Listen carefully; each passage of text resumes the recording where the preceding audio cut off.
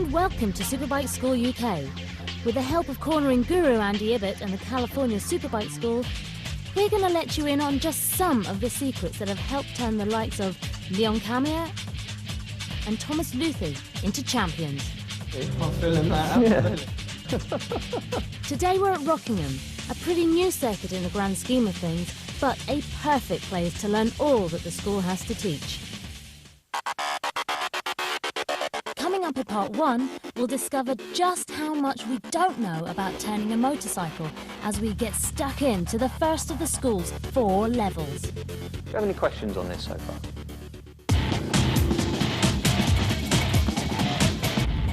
The California Superbike School is a brainchild of one man, Keith Code. The basic idea of the school being, if you're faster in the corner, you'll be faster all round. All students, whatever their ability, start at level 1 and then have the option to progress through a further 3 levels of tuition. A successful racer stateside, Keith started the foundations of the school in the mid-70s, whilst helping other club racers improve their lap times. I was getting an average of 7 seconds a lap improvement. I didn't really start to train people for professional racing until the end of 1980. He started researching riding techniques, focusing on developing corner speed, where races are often won and lost. I would ask questions, and here's some guy, you know, he's a pretty fast guy, or he's a famous fast guy, you know, and you go over and you try to ask a serious question about, so, you know, when you're like coming up to a corner, you're doing this thing, and you're like, right, you know, what, you know, tell me about that. More gas, less brake, you know, or something silly like that. And I go, nah, there's got to be something more here.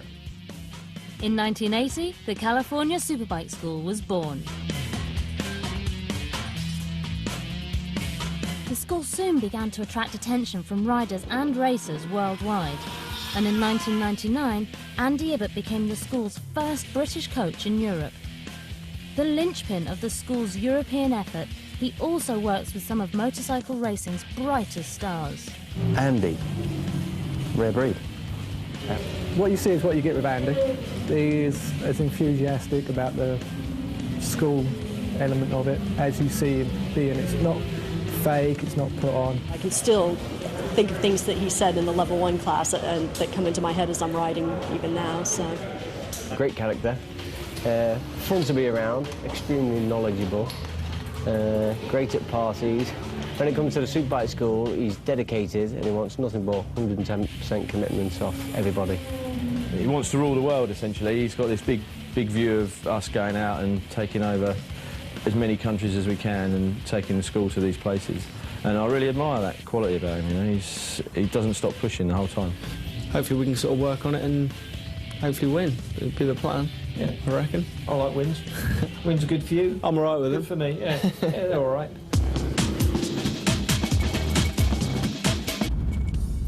As a rider desperate for some genuine improvement myself, join me, Sheila Nair, as we follow 3 very different riders through the school. Journalist and seasoned racer Al Fagan is no stranger to the track. Having already completed level 1 to up his game last year, Al's now returning to the school to aid his British Supersport campaign. He'll progress through the levels to level 4, 1 full day of personally tailored tuition. As a journalist and a racer, I've only been racing for, what, 5-6 years. But coming here, I went in with a total open mind. Last year when I did level 1, I don't think it was any coincidence that I got my first 6 places in the R6 Cup, my best results in all year, so. 400-metre Olympian Derek Redmond has won gold at World, Commonwealth and European levels. However, since passing his bike test a couple of years back, Derek's become a bit of a track day junkie, with 27 days under his belt in the first half of this year alone. With the fast group proving less of a challenge these days, Derek is looking to take things to the next level and get racing. You can get into the track day mode and you just end up going as fast as you can. You don't really look at your style and technique. People come past me and I think, what is he doing that I'm not doing? And somebody told me about coming here, so I decided to, to come along, and it's been absolutely brilliant. I felt like a novice again. They completely broke everything down, and it was almost like starting from scratch, which is good. And I've been coming out bends so much quicker than I ever done, so I'm quite looking forward to going back and kicking some butt when I'm with the guys at the next track day.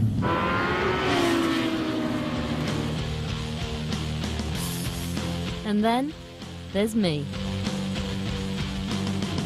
After a break from two wheels, I'm raring to get back in the saddle and want the school to seriously shake up my riding. This time, for good.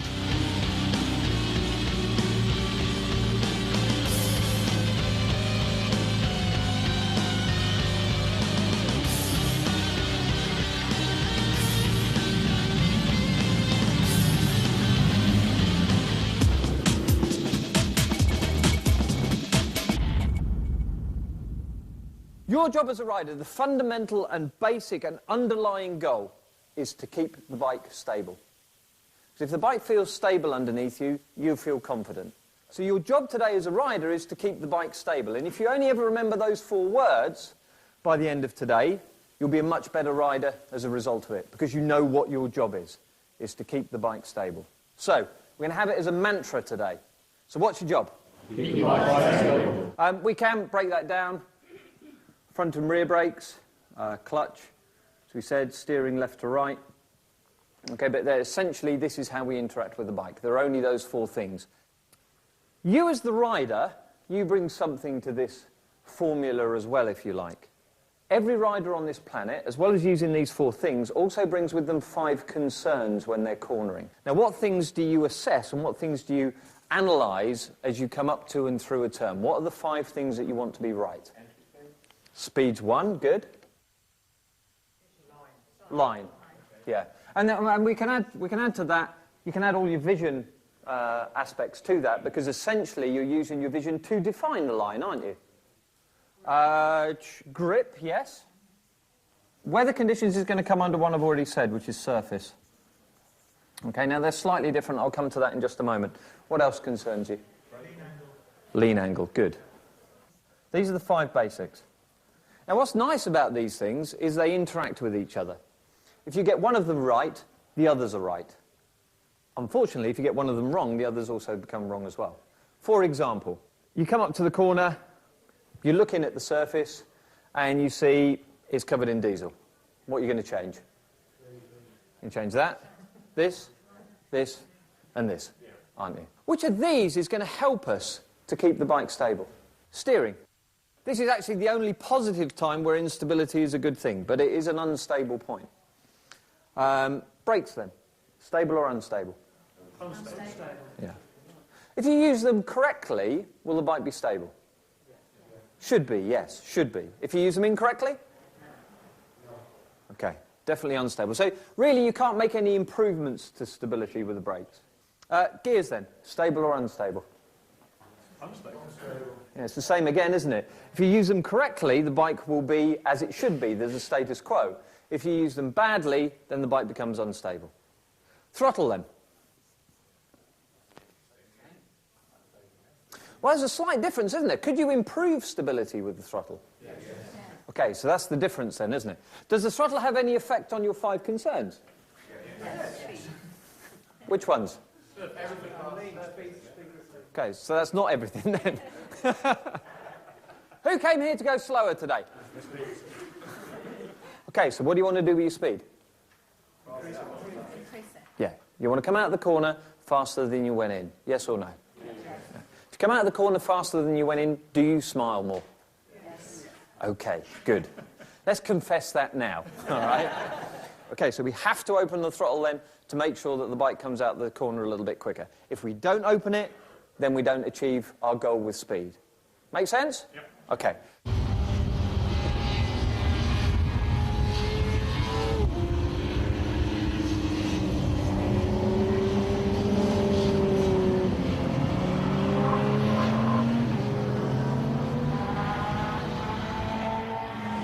I thought pretty much as the bike was starting to straighten up. Right. So as I've turned, and then I've been off, and I just turned, and I've just started to roll on, as it's just started to come up. Okay. Yeah. You didn't feel that there was a period where you had some lean angle there and you were still off the gas or using good throttle control? On the gas. Yeah. On the gas, yeah. So just in the next couple of laps, Yeah. just think about the point where you open the gas. As soon as you've got your line set, try and pick up just a small amount of gas and get the weight off the front tyre and stabilise the bike. Throttle control is one of the most fundamental things that riders have to get right. If they can't get the throttle right, then the line will be wrong, grip will be wrong, the bike won't deal with the surface particularly well, they won't have particularly good grip, and they certainly won't have the sort of speed that they'd like to have coming out of the turn. So with the throttle, although it's a very basic thing that we learn at a very early age, it is something that we need to refine to be able to get the best out of the bike and the best out of ourselves. Now, where the bloody hell does this corner go? You know, go through, oh, Ever done that? Okay, what happens to your lean angle? Yes, it's all over the place, isn't it? Because your line's all over the place. If you want, again, if you've got a good line through the turn, if the bike's holding the line, then you'll have consistent and predictable lean angle.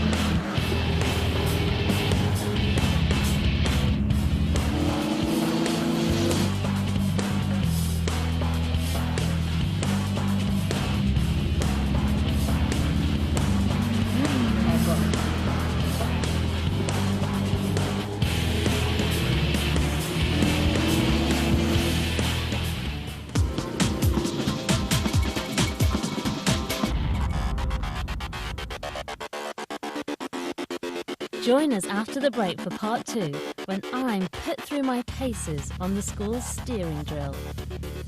And Derek and I work hard to keep those survival instincts at bay.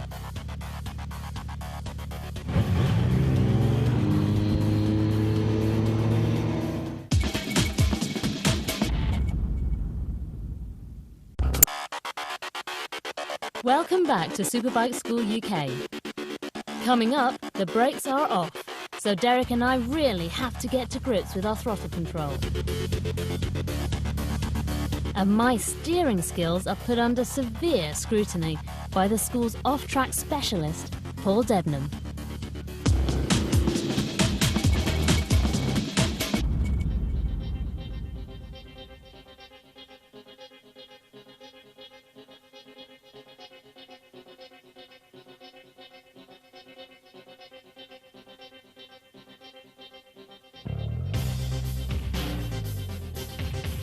The steering drill.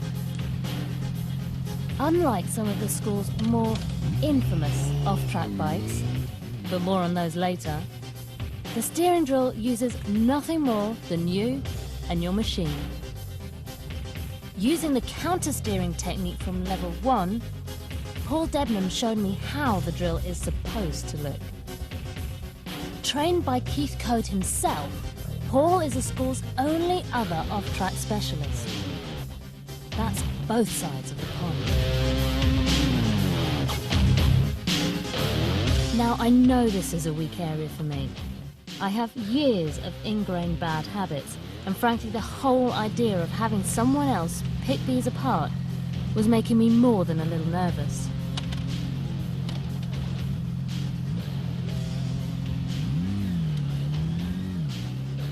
As you can see, Paul's got his work cut out.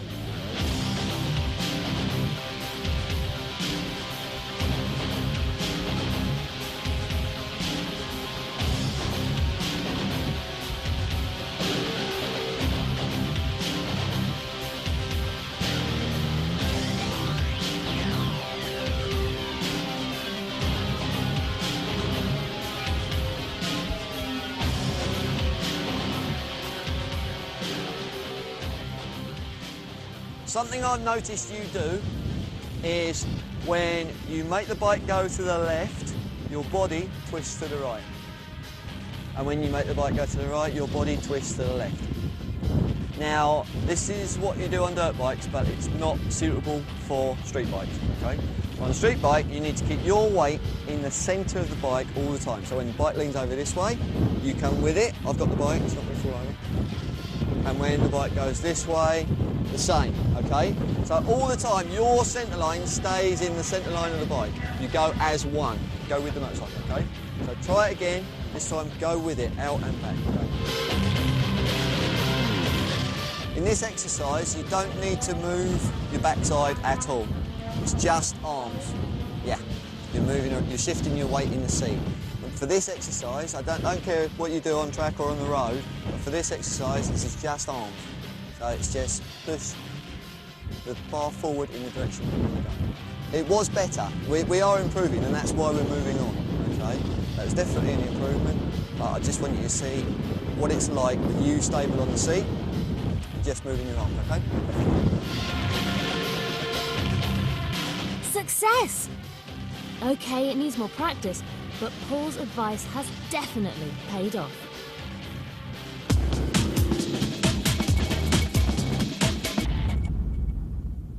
I'm finding that if I do go out on track at all, I'm not getting any better, it's just making the same mistakes. Okay, so the reason for today, we're doing every step one at a time. So we'll get this step, it'll be a foundation throughout the day, and we can build on that as we go.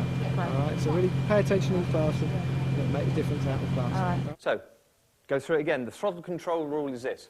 Once the bike is turned, once we've got it online, we crack the throttle. That means we start it. And from the moment we start it, we roll it evenly, smoothly, and continuously to the end of the turn. Any break in that rule, the bike will become unstable. So the first part of having good stability through the corner then is to set your entry speed right. What we have is we have a sense of speed, okay?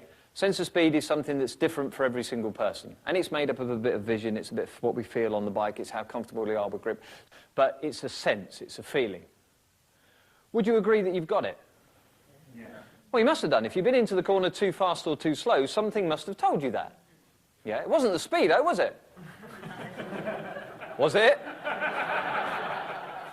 If any of you are doing that before you approach the turn, there's some problems. It really is.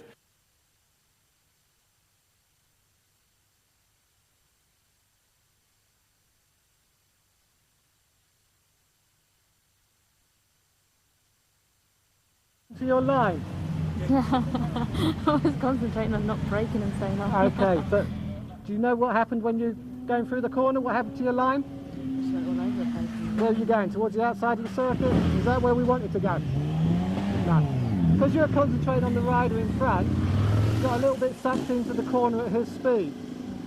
So you're going in a little bit quick, so what do you do with the throttle? Shut it on. And where does all the weight go on the bike?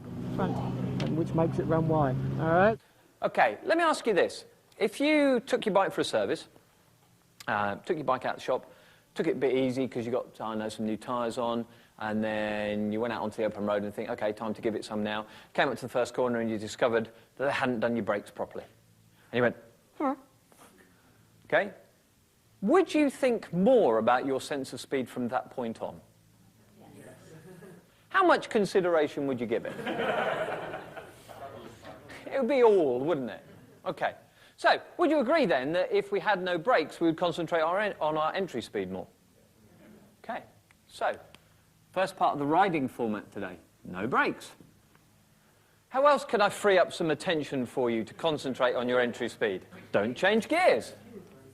So we're going to use fourth gear. Does that make sense? Okay. Let me just clarify a bit on no brakes. Not cast in stone. All right. If you come up behind another rider, and let's say they're on a big twin, and they go, "Boo," and you go, then maybe a little bit of brakes okay in that situation. By the end of your first riding session, I expect you to be able to have done at least one lap where you didn't touch the brakes at all. Okay? Now, this includes comfort braking or teddy bear braking.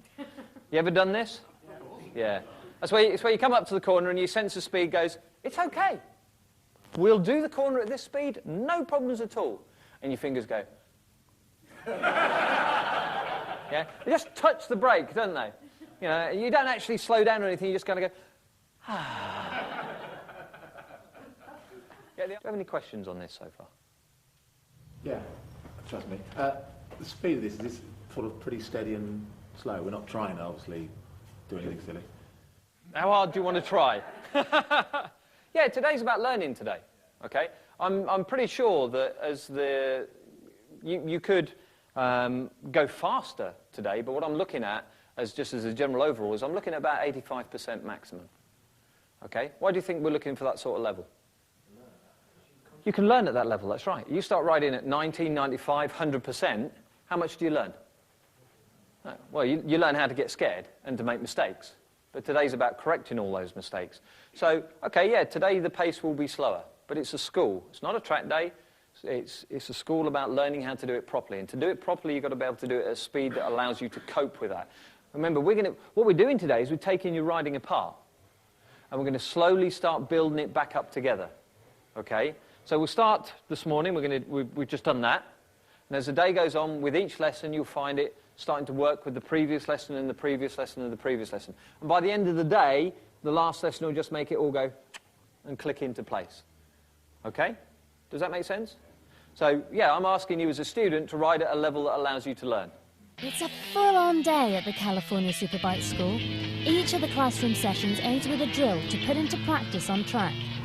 This is when the coaches can see if you've really been paying attention. Comfortable with the entry speed, then you're happy.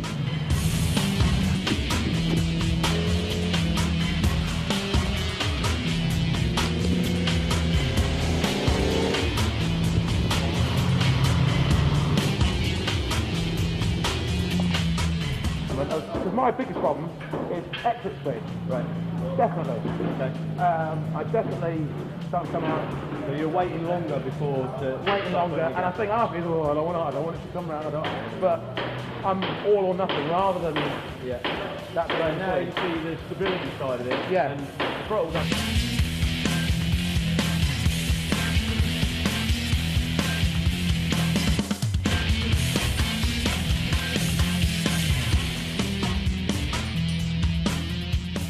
But once we got the bike turned and back on the gas, how was it feeling? Good. Yeah, it felt solid in there. So is there one corner out there that you could get, I like this one, and just drive the bike all the way through? I quite like that corner. I think probably because it's you're going uphill, you can really kind of push into it. Yeah, because so you're aware that you do actually have to drive up the hill, and you are, because of the uphill feel what you're to putting it. into practice. So that was good. I must admit, when you were following me through there, it looked really good. Nice tight line, and the bike held a better line. Next week on Superbike School UK. His ideas seem to have stood the test of time, but who exactly is Keith Code? Plus, we meet up with Al Fagan as he returns to the school to embark on level 2 of his Superbike School training.